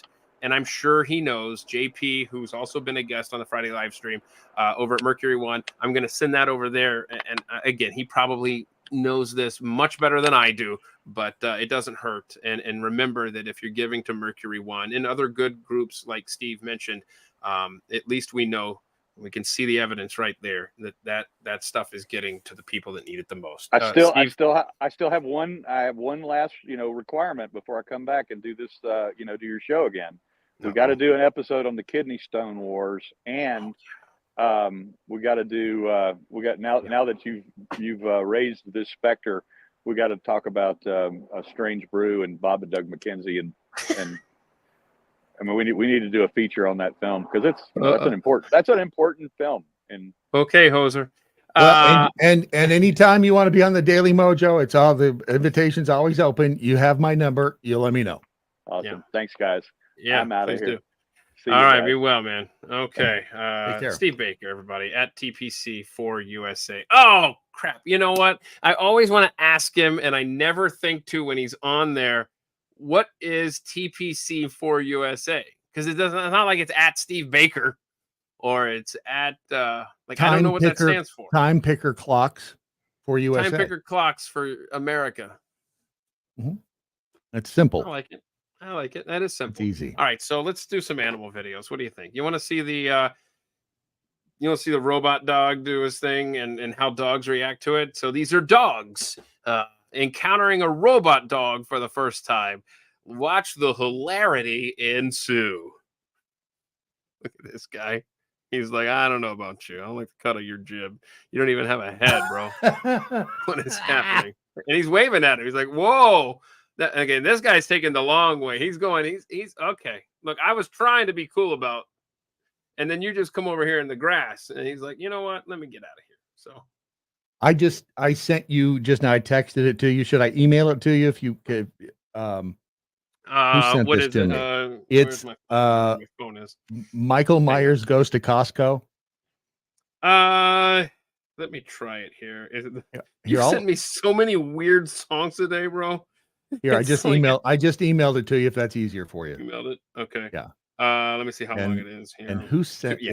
it's you can stop it anywhere in the middle of it. It's No, just does funny. it get dicey? It's- Okay. It's not no. It doesn't get dicey. It's just We'll grab that.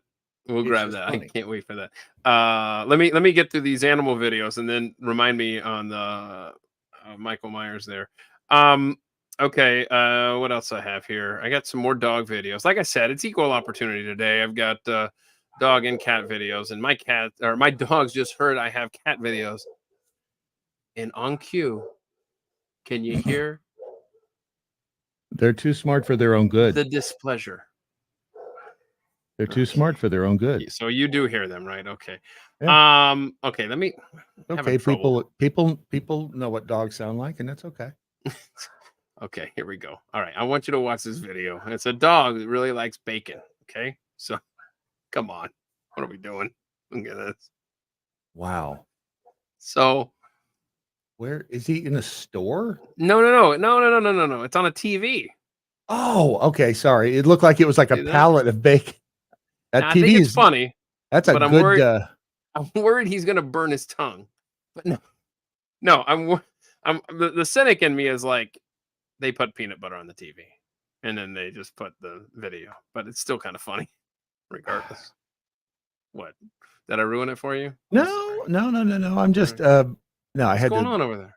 You I had to okay? blow it up big because I couldn't see it. And at first it looked like it was like Oh, it looked like bacon wrapped in saran wrap sitting on a bad. shelf somewhere. that was just a bad job of me. Not Can zooming you in. try to far get enough. are you gonna get this one right? Or no? Let's see. I don't know. Can you see the dog on the trampoline? Which, first of all, by the way, Looks like a cat. oh my first gosh, of I all. just turned into Dana Carvey impersonating Joe Biden. First of all, by the way, And another thing, by the way, no no joke. No joke. no joke. What was I doing? I was going to tell you that I did not allow my kids to get on a trampoline because I know my kids' genes, and I know my history with injuring myself in risky situations and not so risky situations. And so God bless my kids. They actually did follow that rule even when I wasn't around, or so they told me. But like I've heard reports of like I've been informed that hey, your kids said that they didn't want to get on the trampoline or whatever, and so I just Daddy anyway. scared us. No, right. So it's just like kudos to my kids for listening to me. It's the one thing that they took to heart over the years. Because look, it's for your own safety. You're a Malinak. You don't want to get injured.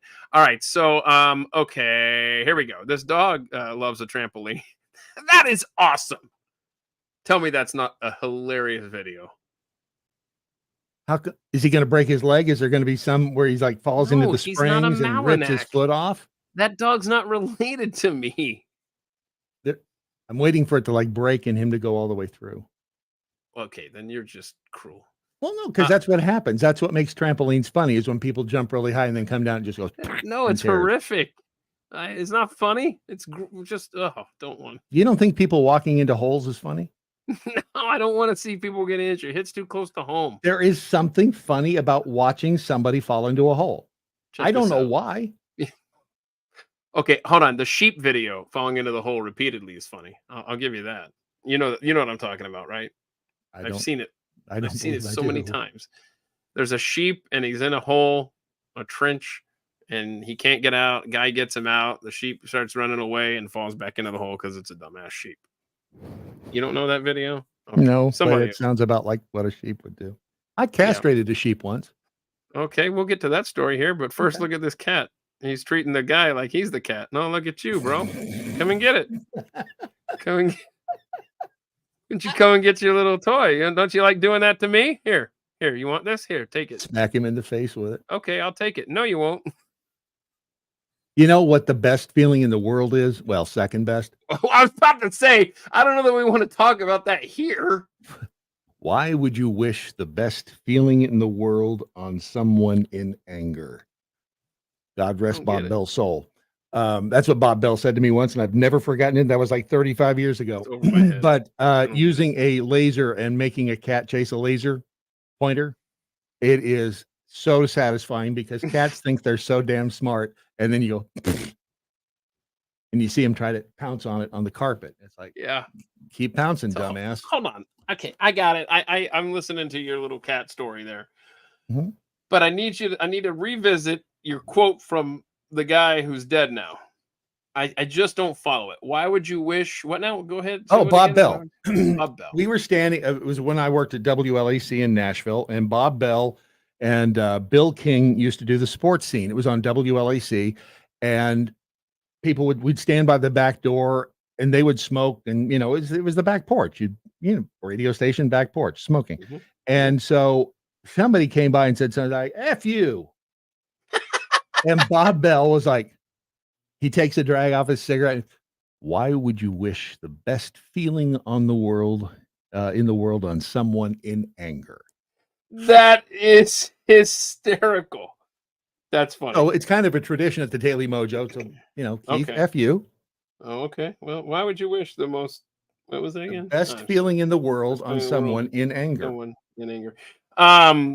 So I want to play this for you here. This is what I was referencing. It was the sheep video that is very funny. So this guy is helping this sheep get out of the hole. What a stupid animal. All right, there you go, dumbass. Go have a good life. Whee! Never seen that, huh? Never seen that, huh? Okay. And then, so there you go. Wow. See, you're laughing at something falling into a hole. Why is it funny? Why is people walking in? Why on YouTube? You ever watch Fail Army? Mm-mm. Oh, it's all people, just. I know what things you're talking about, like happening. a fail or whatever. Yeah, There's it's a channel for the it. kid or the parent pitching the ball to his kid, and the kid swings at it and hits the ball and tags dad right in the. Okay, first of all, that's not fun. That's never It's funny. I don't like it's those always- videos. It it's makes me fun. cross my legs every time I see something It like does. that. But everybody else laughs. But if you did that to a woman, if it you hit the ball, whacks her, that's not funny. But a guy, it's funny. Why? I don't know why. Why, Keith? Why is it funny if it hits a dude in the America's Funniest gonad? Home Videos. I think someone made the reference there. Yeah, here we go. The Brad Bob was Saget raised on a Yep, Brad yep, was yep. raised what? Brad On raised on America's America. No, I Funniest Home- actually never watched that show. What? That's the weird thing. I never watched. I mean, I saw it, but I just didn't. It wasn't what. It's much more fun just to go on YouTube and watch Fail Army because it is. So that show, America's Funniest Home Videos, was on ABC. And the Mhm. ABC affiliate in Atlanta, WSB, when I was a kid growing up, they did a thing called Atlanta's Funniest Home Videos. And instead of Bob Saget hosting it, it was Jeff Foxworthy Okay. from Yep. Atlanta. Yeah. Yep. And so one time Jeff Foxworthy was a guest on with Glenn Beck. And at the time, my role at the Blaze was the call screener, book the guest, blah, blah, blah. I will say that I had many duties in that role Get the coffee. that are now spread over multiple individuals, but I digress. Hmm. But bitter. I called him to get him ready for the interview. And I just said, hey, Mr. Foxworthy, I was born and raised in Atlanta, big fan of your work, blah, blah, blah. And I asked him something about, I said something like, I used to watch you on Atlanta's Funniest Home Videos. And he goes, son, I've done so many, however many thousands of interviews in my career, and I have never once had one person ask me or mention Atlanta's Funniest Home Videos. Kudos to you. Wow, that was a long time ago. So anyway, that was fun. It was a deep He dive. was such a nice guy. And I tell you, There are some people that are totally nice guys like him off the air to the plebes like me. And then there are people you call that don't even like, don't want to be bothered. And they're just complete jerks. And you're like, Never "Look, meet just your heroes. never meet your heroes." Yeah. Nope. But he was one of the good ones. And you know who's the best one? I've said this before. The Me? nicest, far and away celebrity. I mean, Aw, there's been thank you. nice ones. Is Brad no, it's George Foreman. George Foreman came to our studio when I produced Pat's show in Houston because he lives close to there, and he came down for an interview. The nicest guy, period. That's all I can say. Just Were you there the day that the dude who was in Indiana Jones, what the hell's his name? Jonathan Rice Davies, is that it? I know what you're gonna say. Were you there the day he was in the Yes. studio? Did you get a Super picture nice taken guy. with him? I might have, maybe. I don't remember, but It was he was just very, very nice to me. Was and he, handsy. please tell me He was was nice to very you. handsy. Oh 'Cause he's like, no! you'd get the picture taken. He put his arm around you and try to tickle you while you were getting. I would have which- remembered that, bro. that He was- violated you because he liked you. I did not have such an experience if I had my picture taken with him because think it was I would have you think it was remembered a just me? dude groping me. If a I guy mean, it wasn't had altogether groped me- unpleasant. I mean, yeah, okay, but I'm just saying I would have remembered. I can But barely remember if I took a I picture think with he him. did that with I other sure people as- too. I don't think it was just me. Wait Yeah, a minute, and he maybe was it's and me. Maybe I'm Kara the says weirdo. loved him on Sliders. He's a nice guy, which is like Keith said, rare. Yeah. As Okay. sad, but rare. I'm glad meet I your didn't heroes. have your experience because then I would put that in the bad experience category with a celebrity. I mean, it was just funny. I mean, he was. Hashtag me too. I was groped. I should come out. You know, I want to recall Oh, a yes! story with Jonathan Rice Do Davies. it. Do it. To this day, I can't stand another man tickling me. It's I want you- horrible. I mean, before I used to like it. Where he's like, he ruined it for you, right? He did ruin it. Cats are independent, right? This cat in particular. Oh, that's Is that not the greatest video? I wish my dogs could figure out how to get fill up their own bowls. I know you don't have an opposable thumb, whatever. You can, but that would be easier than like cats usually want to drink out of a faucet, which means you have to be there to turn it off and turn it on. That's a shot right there. Look at that. That's a That good shot. is, He's looking at him like, bro, I told you, That's don't pretty video smart. me doing this. That's very smart. In fact, until I had Tanner, a cat was the smartest creature I ever owned. Gertrude. Hi, Gert. How you doing back there? Oh, these pictures keep falling, so I don't even know where they're at anymore. This cat would play fetch. I mean, she was a genius. She had her own conversations with me. Maybe they were just in my head, but R.I.P. I've also trained Doc Kitty. He likes these chicken snacks, the little, I don't know what the hell they are. They're little, but this square. And I make him sit on a chair, and then I put my hands behind my back, and I'll only bring one hand out. And if I bring my right hand out, he knows he has to reach out and tap it with his paw. Yes. And if I put my left hand out, I've got my foot up on the stool that he's sitting on. So he has to put his front paws on my leg and reach up and get it out of my hand. It's like I made a cat do a trick for food. That's and that is awesome, so bro. satisfying because That they is cool. don't want to be It's almost trained. like you outsmarted the system. Yep. I like Yep. that a lot. You have to get up early to outsmart a cat. So I have zero artistic abilities, and it's something that bugs me. I suck at it. So when I see people taking, let me back up. And Brad, you know this as well as anybody. Not only do I suck at art, but I suck at fixing stuff myself, and using tools, and that's why I call you. So when you see this lady in this video I'm going to show you taking a power tool and using it to create art, it's like a double shot to my ego. Watch this.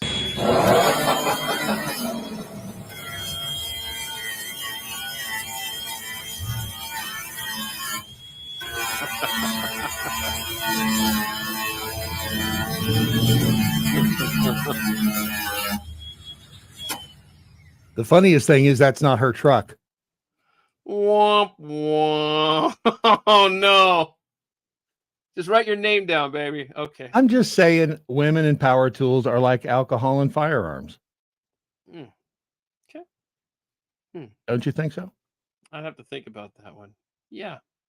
But I'm more thinking about me and power tools, which, by the way, I'm coming up on the 6th anniversary of nearly chopping off my fingers out here on the bushes when I was trimming them. If you remember that, Stay out the bushes. Stay out the bushes. Stay out the bushes. I sliced 3 fingers that day, October 24th, I think it was, 2018. And if you don't know the story, I'll say it real quickly. I'm a dumbass, and that's the story. No, I was using the hedge trimmer, which I haven't plugged in since then. And in fact, if you need a hedge trimmer, Brad, I'm being completely serious. I will bring it to you. Yeah, okay, good. It's yours. And so I was trimming the hedges, and Whoa. easy. Is that a euphemism? No, it is not. I was literally trimming the hedges in front of my house. Okay. And so actually there's more to the story, and I don't know if I've told this at all, but so it's plugged in, it's electric, and the cord it got in the way. Well, before it got in the way, I didn't even see it or notice it or whatever, and I chopped it, and it went pop, and all that stuff. And I was like, oh crap. So here's what I did. I then took that cut extension cord, set it on the driveway. I wish I still had this picture. And I put the hedge trimmer next to it. I don't know if I've ever told this publicly. And I tell the same stories over and over again. So this might be a unique one for a change. So I take a picture of the hedge trimmer and the extension cord. And my plan is I'm gonna go to Twitter later, and I'm gonna tweet something like my life flashed before my eyes earlier today or something like this, or I saw how I was going to die or whatever, right? That was the plan, but I had to take the picture then. Anyway, then I get another extension cord. I got to go finish the hedges. And so my brain is now focused on make sure that cord, this new one, I don't want that happening again. Pay attention to where the cord is. So this dumbass is paying attention to where the cord is. And so as I saw it get closer and closer to the teeth, I'm like, oh, crap, I got to get this thing out of here. My dumb ass, I don't know if I've made that clear enough, just didn't even pay attention to the jaws of steel that were moving. I'm just focused on moving the cord out of the way. And of course, slice. And then, of course, I go to the hospital. And wait a minute, where was your? Nobody was home. And I ran inside the house. The dogs were here. I grabbed an old radio station t-shirt. Raise your hand if you've worked at a radio station, collected this bounty of t-shirts. Brad, raise your hand. Oh yeah. And you use them as like oil rags or something like that, or something like that in the garage. They sit in a box. And so I ran and I grabbed that and I wrapped my finger. I fisted it like this, and Brad, don't lose focus. Did you just say you fisted it? I said don't lose focus, and okay, so I'm clenching. Oh, hold on, look at this. Born Genius says I've told this. Well, no, I added the part. I thought it was new about taking the picture and how ironic that was. Listen, and hold on a second. And they spell genius. Yeah, I know. It's Born Genius. Genius, yes. I think probably her name's Jenny, I would imagine. But did I tell the part, Born Genius? Did I tell the part about how I took the picture and I was going to tweet out about it being a smartass, and it turned out it was prophetic? Anyway, why didn't you just take the extension cord and just tie it back together and keep trimming? Because I'm not good at that. It was. You can't tie a knot in an extension cord. This is my story that I've already told. And I'm going to keep telling it. And so I ran inside. The dogs were like, why the hell is this dude running inside? And then see, now hold on. See, now I'm sitting there clenching it like I'm keeping the blood in. So anyway. You're fisting and clenching. Stop it. Oh my gosh. Now my heart's not into this story. I got into the truck. got out there, saw my neighbor behind me, called him, said, "Hey, can you take me to the ER?" And then he pulls out of the line, goes back in the neighborhood, and I'm like, "No, bro, I'm out here." He's like, "Oh, I thought you were at your house," and I told you my heart's not in it. And then I went in there and they sewed me up, and the doctor said, I did the patch that this was mangled, and then they sewed me up, and they didn't give me enough, whatever the hell they put in the shot goes in the webbing, by the way, and it hurt like a bitch. And I said, you got to put about 3 times as much in there because the tolerance is too high. And then next thing you know, they weren't doing the surgery until it wore off. And then the doctor came in there and I said, "Ah," he's like, "You feel that?" I'm like, "Hell yeah, I feel that." Well, I got to keep going. And see, again, my heart's not in telling the story. after and then, I cut my finger on the table saw the first time, and and this is back in this like 98, somewhere through that. The And first time. within the first, because within 6 months, I'm down in my own shop, and somehow I think this one is just healed, and somehow I'm doing something stupid, and I hit, and I thought, and I at the time I was married to another one of the 7 wives, and so I thought, oh my, she's gonna kill me. So I did. I grabbed the T-shirt, wrapped it around, and I laid in the back of my truck with my hand fisted in the air. I sat on my hand driving to the ER for 3 miles. I was like, I ain't not telling That's anybody smart about though. this. Raising it, that makes Get sense. it above your heart, yeah. See, I'm a dumbass. I just sat on my hand until I got there. And then when I got to the ER and I'm just standing there. What was your blood pressure? I don't know. Because the first time I cut mine, my blood pressure, because Beth went with me to the first time to like the crappy Nashville hospital, and she's like, "Get out of here." But she saw my blood pressure was like something stupid, like 30/10. Oh, you should be dead. I mean, it was like so low because right. I was like a sieve coming out of this finger. So if you good people have already heard this story of my bleeding fingers, what TV show was on in the ER waiting room? Because I thought this is the last thing I'm going to see. I started to get lightheaded, and then the nurse guy comes out there and he goes, "All right, come on back here." And he goes, when was your last? What was the date of your last tetanus shot? And I go, "I don't know." He goes, "All right, your new answer is today." It was funny. Okay. Why? How are you going to get tetanus? I don't make the rules. And by the way, so stupid. I know it was October 27th, 2018, because that was the day Nebraska beat Bethune-Cookman, and I watched it on my phone from a hospital bed in the ER. Ghosty said, "Oh man, my dad flicked the end of his middle finger off on his table saw back in the day," which reminds me of my friend Bear, God rest his soul.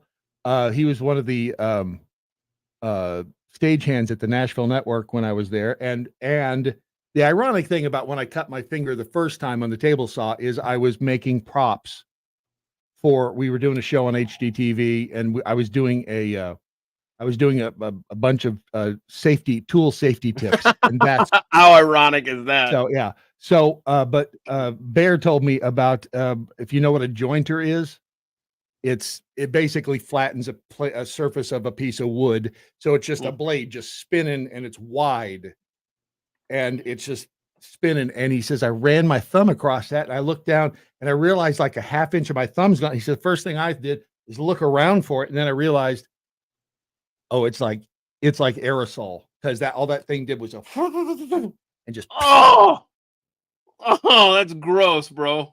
Well, he's dead now, so it doesn't really matter. Okay, that's true. Who cares? Man, that is all right. Yeah, I appreciate it. No, I'm good. You need to don't forget to do that peel later. So I played the chick doing the signature on the back of the truck. Again, who knows whose truck that was. And I wish I had artistic ability. This guy pisses me off more than the chick with the sander doing the thing here, right? Because this guy, it's just so effortless, his art.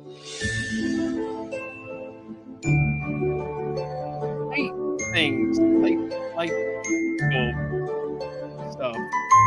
It's like those dudes on the street who paint the like Mars and stuff on a piece of cardboard. Yeah, and I don't care for that because you're too good at it. Okay, I feel like a liberal watching this. How dare you have talent better than me? I can't draw curves either. Look, oh man, look at those feathers. Surely he didn't do all of this with spray. Yes, he did. Yeah. And don't call me Really? Shirley. You think even? Okay. You know hold on. what? You don't think he did all that? What? All of like the feathers and all that stuff with the just a. I think he probably. I just think went that was back kind of the later. point, is that he was doing everything with a spray paint can. Oh.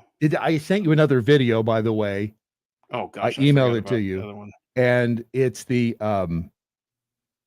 it's an AI. Did you see the robot? Her name's Ada, and she's been doing this for a while, but there was a story in the New York Post, because you're talking about art. And it's a robot that paints. And she paints portraits of people. And that's my you'll gosh. in that video. And it's amazing, because now, and she does it, Hang on. she can do it in the style like Monet or Oh my Picasso. gosh. You It's- know, they're going to and- replace us real soon, aren't they? But and they expect. Hold on a second. What I don't know if I'm going to get this screen to cooperate. Let me Oh, try this real quick. the painting is going to Sotheby's, and they expect it to bring in $180,000. Oh, right. You don't even have to do the audio on it. Just play it and watch her paint. You Okay. can mute it, and just watch her painting these portraits. I say her. It's a freaking machine. I know. We gotta. She does I'm talk. just as guilty. I'm just as guilty. We gotta get. She does talk. less comfortable. Oh, And is she it says good, she or- can. Yeah, she can. I mean, I'm kind of like Jeffy. I would like to have a robot in that. Does she have teeth? It didn't look like she had any teeth there, did it? But look at that. It's How is she? How do you program something like this? You know what I well, mean? her eyes are cameras. I mean, it's no different than if you just had an app That's what on I your want. computer that is just looking at you and So maybe that's draws the you. difference. Maybe it's creepy because it looks like a human. Yeah, it's the Maybe uncanny it's- valley thing. Although they still can't make the mouth work right when it's talking, because it. Sure, she can paint, but look at her mouth. She can't even talk good. Yeah, what a dummy! You suck, Stupid, man. You're dumb. I don't even care what your paintings look dumb. like, dummy. really stupid, Blah, dumb. blah, blah, blah. And your Yeah. eyebrows are drawn on. Yeah, they're not even real eyebrows. Sucks But for look you. at that. Ooh, that's a close up on her mouth. I mean, it's just it's amazing what. And paint faster. No kidding. You know You'd- what? You robots are stupid. I better not say that. too That's loud. Keith You might- saying that, not me. Please don't kill me. Hold on a second. I got to find this other video that you sent here. I will need the audio for this one, right? I can't remember what it was. Well, I don't want it to get flagged here, and then I have all sorts of issues with YouTube What and is it? stuff. It's the Costco one No, I mean, because it's playing No. music and I think it might be the yeah, it's playing music. It's Let me try to just get that. it's the Halloween theme. It's Oh, Jason okay. theme, so it's not gonna. That shouldn't Mm. flag anything. Yeah. Danny K says it's a humanoid printer. Yes, that's exactly what it is. Mm. But it's this. Who sent this to me? We're talking. I don't know. Can you get away with doing this? You do have to play the sound, I think. Yeah. It's No, I Michael get Myers. goose in And mine. there's nothing. I don't think you get boinked for it. Why would you? Boinked for it. I mean, you can play the Can you see Halloween this? theme. Can you see these news articles on my screen? Or No. can you just see the Halloween thing? I can't can- get this stupid pop-up from Microsoft Word Make or it bigger. Microsoft my God. I seriously Make it it's bigger. like blocking my view. Okay, so do you want me to play this? Yes, right? it's really good. Hang on. If I could get It's, this stupid thing to move over. Grrr. Hang on. I'll get there. It's almost as much fun as watching you on a What was that? trampoline. It's Muzak. Gosh. Oh my gosh. He's Could training you this kid really to be do a this? freak I mean, like him. are they going to let you in the front door? Sir, we're gonna need you to leave. No, I'll tell you what this is. Well, maybe not. Never mind. I had a theory, and now I don't have the same theory. What's the theory? I was gonna say they did this before the store opened, but no, there's people in there with all sorts of stuff happening. Look, they got a kid wandering around. He's playing. Good grief! I mean, you Creeptacular. couldn't just walk in. The store had to know you were doing this, right? I don't know anything anymore, Brad. Because it would freak people the hell Oh, out if gosh. you're standing there. He didn't even jump. Uh-oh. That woman's going to have a heart attack and fall over He dead. has to. Oh no! Let's see Oh what no! she- You're gonna be okay, she's not responsible. looking Hope up- She's not she's not- vaxxed. You want sample? You want sample? She never looked up. You want sample? I'd be worried about some of these vaccinated hearts in there. Seeing this Hey. stuff. Oh, I thought it was funny. No Christmas, bro. No. How long is this? That's what she said. It's- Okay. No, that was good. But the thing, because I was, we were actually, it was when Jeffy was on the Daily Mojo yesterday, we're discussing that Kmart has become the membership card Nazis. What time does when- the Daily Mojo wrap up? At 9 a.m. Central? 7A to 9A See, Central. And then you can Yeah. watch it at your own leisure. yeah, but I was the inviting rest- myself onto your show, and You And then I can't realized because you're I always can't, diddling with we Pat. do overtime, and then I've got things right after the show I have to do. So why don't you do this for me, Brad?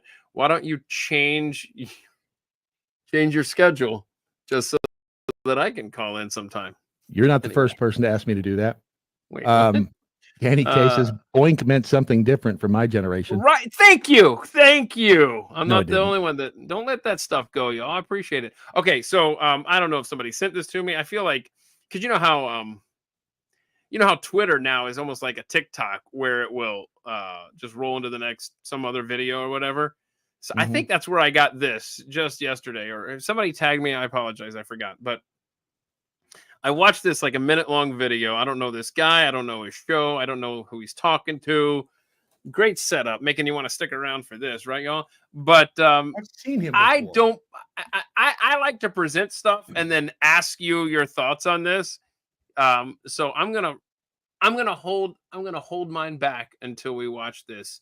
So let's see here what Hold you your think what back? about my thoughts. Oh, okay. You didn't make that And it's clear. not a pet name for anything or The anything. NDA is expired, and you could talk about this. You used to work at a secret Starbucks, is that right? Yeah, there is a Starbucks that is like above reserve, like a Oops. Starbucks no one's ever heard of or been to. All right. Have you ever wondered while driving in Los Angeles, how come you've never seen like Will Smith stuck in traffic on the 405? Yeah. I've never seen a 1%er just in their car stuck in traffic. Why is that? That's because there's a series of intricate tunnels underneath Los Angeles known as the Actor Bond. I'm not kidding. Like, they get access points to move through the city without ever having to be in traffic. You can come up in LAX, you can pop up at Dodger Stadium. Underneath there in those tunnels is Starbuckses set up at different locations to Did he just say Allow- Starbucks? Starbucks while is they're yeah. driving. All Who's of that them? stuff. Seinfeld, You've seen Oprah, Seinfeld down there? Bono. I've seen Seinfeld down there. Dude, almond milk latte, 2 shots. Wow. Yeah. Was he a good tipper? They don't have to pay. So this has been underneath Los Angeles for a few years now. I mean, how long has this been there for? I mean, it predates me. It seems like the city was built on top of it. So, I mean, I think this goes all the way back to the 20s. This doesn't seem real almost. This is crazy. I imagine how I sound saying it to people. Can you hear this? Bravo Sierra. Bravo Sierra. Me too. That's where I am, and that's why I didn't want to say it before I press play. Please tell me nobody. believes this. I used to live for a long time out in California and saw some stuff in LA that would curl your toes. Okay, I can promise you. on. No. come on. Nope. But it's a nice story, and a lot of people will It's- believe it. Tell me that guy sitting across from him wasn't buying that. Come on now. Like, I don't like to shoot things down that I don't know about. Okay. Right. But that one I am not going to buy for a second. I Shut don't up. believe anything anymore unless I'm standing in front of whatever Right. it is and it's doing whatever they say it's doing. And I'm right. I'm not going to believe a guy who calls them Starbuckses. Right. Yeah. Exactly. I mean, it's Okay. All right. Let me see here. I didn't get to 95% of the stuff, so I'm gonna have to drag you back in here real soon. will you Oh, beat me? no. to it? No. I got one more video, and this is gross. Mhm. I watched. I think it's a minute long. I watched the first 15, 20 seconds of this, and I stopped it. So I have not seen most of this video we're about to play, but because It's it's gross. you so said? gross to me. I don't know that it's going to be that gross to other people, Okay. but to me, this was so gross because I'm a germ freak, Grosser which than is my we- room. which is weird. Yes, it's actually grosser than you. I've become less of a germaphobe. Like the exact opposite that what happened to people during COVID. Like I became less weird about it. It's so weird. I don't know. I'm back to licking doorknobs. Yes. Oh, that sounds like a fun weekend right there. Okay, so we're gonna take a microscope and we're gonna zoom in on your cell phone, and you will never look at your cell phone. Remember, I've only seen the first 15 seconds of this. You will never look at your cell phone again. The same way. I haven't set my phone on my bed since I watched the first few seconds of this. So just watch this. Hang on. Here we go. Where's the play button, man? Here we go. All right, so we got the deal. Now we're gonna zoom in here. All right, let's see what's down in there. Okay, look at that, little pixels and everything. Okay, whoop. All right, we are getting in close, aren't we? Here we go. All right, so keep going, please. All right, watch this. Taking a little pen down there. What's between the little cover and the phone there? Oh my! What? Oh dear Lord! What is happening? That better not be in my phone. I hate my phone now. What you hold? Okay. You think so? Oh no! Oh no! Right, you would see something that obvious crawling around. Like I can believe that it's gross. Oh no! Wait a minute. Hold on. Now look at this fingerprint stuff. What are we doing here? Oh no! Now I know these things are on your skin. So how far did we zoom in on that cell phone? Like I don't know. Brad, hold me. What is happening? Oh no! Bravo Sierra. So calling Bravo Sierra on that one too? Good. Please tell me. Would Kara say dollar bills used to be the dirtiest things you touched? Come on over to my room. Hey, where are my glasses? I don't have my glasses up here. Like, hang on. I clean my cell phone very often. Yeah, but how about in the crevice there? You doing that too? Well, That's where I'm worried. how 'Cause, you know, many food people and stuff get actually in there. put their face up to a cell phone anymore? I When was the don't last care. time It's you the did fact- that? I'm using this cell phone to examine this cell phone with a pair of eyes that are failing me. Oh my God! What was that? Crawling all over it. Oh, just kidding. Lick it. Okay, we should hang up now. The snozberries Um, taste like snozberries. All right. So, Brad Staggs from the Daily Mojo .com. Yes, sir, At Mr. Real Staggs. Brad Staggs on the Twitter sphere. Tell Hold everyone on, when they hold can. on. We need a Wait, dick what? bomb. I just get my P-38 on their tails and blow them out of the sky. Dick Bong says hello. I 7 to appreciate that. 9, the Daily Mojo. Dick, you've never heard of Dick Bong? I don't think so. No. You need to know Dick Bong.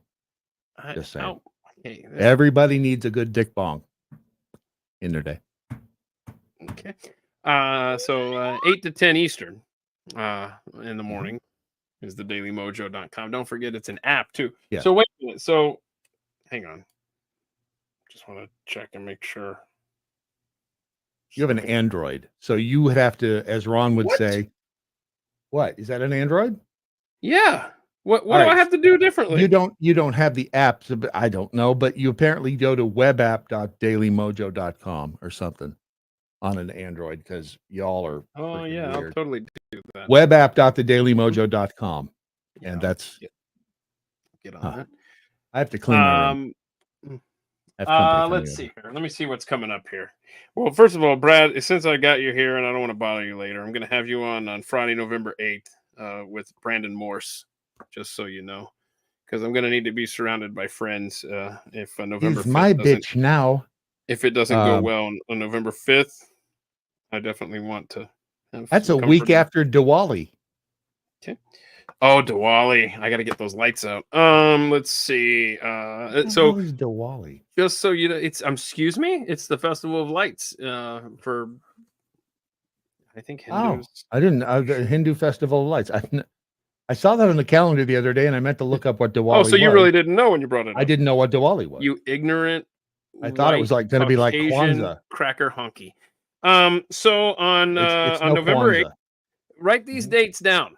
Okay, this is important. Brad, me? grab a pen and paper. Yeah, because you may not know when you're coming back here. So Friday, Who- November 8th. Uh-huh. Writing this down. I've got it. Yeah. Friday, December 20th. So I've got Mm-hmm. I've got you lined up with Brandon Morse and with Jack Helmuth. I've already got you booked through December 20th. But we're also doing another Barfly, Mhm. a Barfly On the 19th. episode on the 19th. So I mean that's back-to-back days. I love getting you back to. Don't say it that loud. So we've got the 18th. I'm sorry, that's today. We got the 8th of November, and then the 19th. You and really 20th were of drinking that, weren't you? Of course I was drinking it. Where's the kaboom? There was supposed to be an earth-shattering kaboom.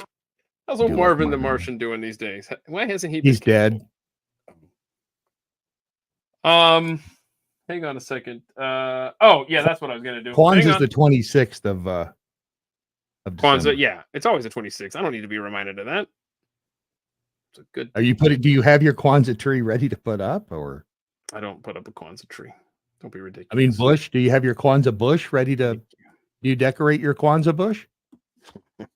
Yeah, that's what I do. You put little lights in it. So you know what? It's a If you're little fairy not busy, Brad, I'm gonna on the spot just invite you. You might see if your next Thursday, the 24th, is available. I've got Alana Freeland in here, and I don't even really know which direction we're going to go. But we're going to talk about 5G and geoengineer, all sorts of stuff. She can cover pretty much anything in that realm. Maybe weather control we'll get into. So you're invited to come hang out.